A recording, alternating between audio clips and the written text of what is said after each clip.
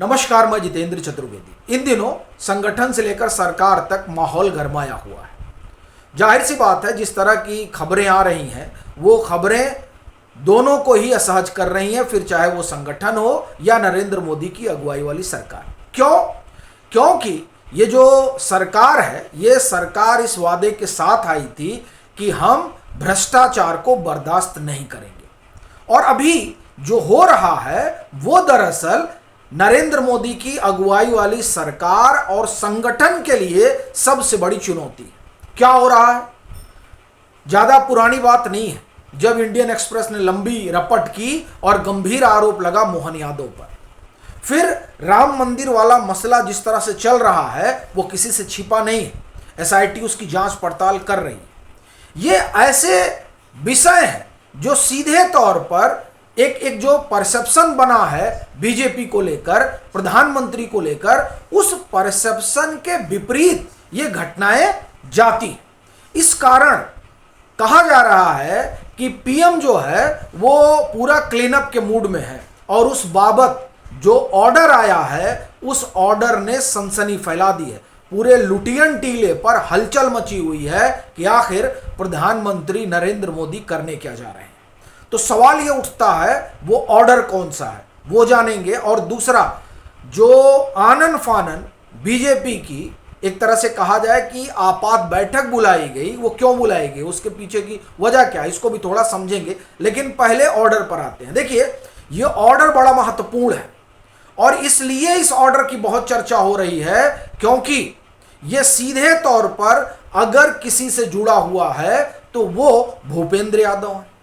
भूपेंद्र यादव वो शख्स है जिन्हें आप एक तरह से कहें कि जो बीजेपी की टॉप लीडरशिप है उसका करीबी माना जाता है और तमाम तरह के जो ऑपरेशन होते हैं, यानी जो विद इन पार्टी, वो आप ये कहें स्ट्रेटेजी के स्तर पर, उसको लीड करते हैं भूपेंद्र यादव।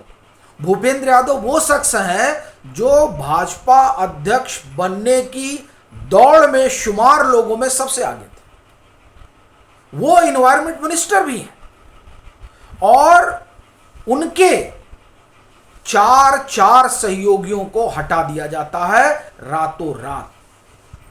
ये जो ऑर्डर आया हटाने वाला, ये मामला जो है, ये मामला आप एक तरह से कहें कि इस समय पॉलिटिकल कॉरिडोर में सबसे बड़ा चर्चा का विषय बना हुआ है और कहा जा रहा है कि यह सिर्फ शुरुआत है। पीएम जिस तरह से नाराज हैं उसकी वजह से अभी बहुत लोगों के विकेट गिरने वाले हैं। टेलीग्राफ की जो खबर है उसकी माने तो कोई बड़ी बात नहीं कि कुछ मुख्यमंत्री भी जो है वो बाहर कर दिए जाए। जिस तरह के उनके ऊपर आरोप लगे हैं, उन आरोपों के मद्देनजर, चूंकि पीएम ने कमिटमेंट किया है आवाम से जीरो टॉलरेंस, किसको लेकर? करप्शन को लेकर। तो ऐसी परिस्थिति में अगर कोई आरोप लग रहा है, शायद हो सकता था कि इन आरोपों का ज्यादा असर नहीं पड़ता, लेकिन अभी माहौल जो है वो आप एक तरह से कहें कि एकदम अलग है और ये जो अलग माहौल है उस अलग माहौल में निर्णय बड़ा लेना होगा। और उस बाबत ये माना जा रहा है कि भूपेंद्र यादव के जो सहयोगी हटाए गए हैं वो सिर्फ शुरुआत है और इसीलिए आप एक तरह से कहें कि कैबिनेट में भी सनसनी है कि अगर ये शुरुआत है तो अभी और कौन कौन है जिसका विकेट गिरेगा। क्योंकि ये बड़ी घटना है जो आप एक तरह से कहें कि उनके साथ पिछले 30 साल से हैं, 40 साल से हैं भूपेंद्र यादव के साथ सिद्धार्थ यादव, उनको बाहर किया गया, टर्मिनेट किया गया। और ये सब आप देखिए कि ये सब अचानक हो गया। इसका मतलब ये है कि पीएम कुछ चीजों को लेकर दुखी भी हैं कि ऐसा नहीं होना चाहिए था। अभी आप देखिए, ये एक घटना, इससे पहले ऐसे हिरेन जोशी को हटाया गया था। इसी तरह से आप देखिए कि उपराष्ट्रपति जगदीप धनखड़ साहब को जाना पड़ गया था। इसका मतलब यह है कि कुछ चीजें हैं जो विदिन सरकार हो रही हैं और उसकी सूचना जैसे ही पीएम तक पहुंच रही है उस पर जबरदस्त एक्शन हो रहा है। लेकिन ये जो एक्शन है, जो सहयोगी हटाए गए, ये वाकई में बड़ी घटना है और इस घटना ने पूरे टीले को हिलाकर रखा है। तो इसलिए ये बड़ा महत्वपूर्ण हो जाता है कि आखिर में आने वाले दिनों में क्या होने जा रहा है। और आप ये ध्यान रखिएगा कि जो इन्वायरमेंट मिनिस्ट्री है वो हमेशा विवादों में रही है। आप यूपीए के समय से गिनना शुरू कर दीजिए। और अगर हम इस सरकार की बात करें यानी मोदी 3.0 में, तो 3.0 में आप देखें कि आरावली को लेकर किस तरह से इन्वायरमेंट मिनिस्ट्री की घेराबंदी हुई थी। बड़ी खबर की थी अर्णब गोस्वामी ने। तब कहा गया था कि अर्णब गोस्वामी सरकार के खिलाफ हो गए, वो नरेंद्र मोदी के खिलाफ अभियान चला रहे हैं। अब ये जो 4 लोग हटाए गए हैं, अब आप देखिए कि अब ये समझ में आ रहा है कि तब आरावली को लेकर जो चीजें चल रही थी, उस बाबत जो रिपब्लिक खबर कर रही थी, उस खबर के क्या मायने थे, वो बात अब निकल कर सामने आ रही है। क्योंकि देखिए यहां तो पीएम कहा जाता है ना, वो किसी के दबाव में काम नहीं करते। अगर कोई कंप्लेन, कोई शिकायत पहुंची है तो उसकी बाकायदे जांच होती है और जांच के बाद चीजें होती हैं। और जब उस समय रिपब्लिक ने खबर की थी अर्णब गोस्वामी ने, तो आप देखिए कि ये पहली बार हुआ होगा जब मोदी सरकार में कोई मिनिस्टर हो जो आकर सफाई दे रहा हो। तो ये मामला देखिए, मामला बहुत गंभीर है और शायद यही वजह है कि कई लोग कह रहे हैं कि अभी बहुत सारी खुदाई चल रही है। यानी आप एक तरह से कहें कि पीएम जो है वो लगे हुए हैं इसमें कि क्या क्या चल रहा है, सारी चीज़ें बाहर आनी चाहिए और बाहर आने के बाद सबको बाहर निकाला जाना चाहिए, इस पर काम चल रहा है। दूसरी चीज़ जो आपात बैठक वाली बात हमने कही, वो दरअसल ये इसलिए कह रहा हूँ चूँकि जो बीजेपी के राष्ट्रीय अध्यक्ष नितिन नवीन वो जम्मू कश्मीर के दौरे पर थे। अचानक उनको बुला लिया गया। ये वैसा ही है जैसे बीच में अभी देखिए वो दौरे पर थे पंजाब के और उस समय उनको बुलाया गया था, बैठक होने जा रही थी कोई, अभी फिर उनको अचानक बुला लिया गया और आनन फानन बैठक हुई। अब सवाल ये उठता है कि वो बैठक क्यों हुई, और ये सवाल इसलिए ज़्यादा गंभीर हो जा रहा है चूंकि इधर जो है टर्मिनेट किया गया, हटाया गया, यानी मंत्रालय के में, और उसके बाद ये तुरंत बैठक हो गई।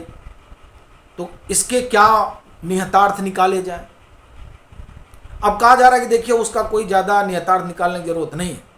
ये बैठक तो दरअसल संगठन को लेकर हुई थी, संगठन को में होने वाले फेरबदल को लेकर हुई थी। अच्छा देखिए इस तरह की बैठक तो पिछले कई जो है आप ये कहें कि सप्ताह से चल रही है।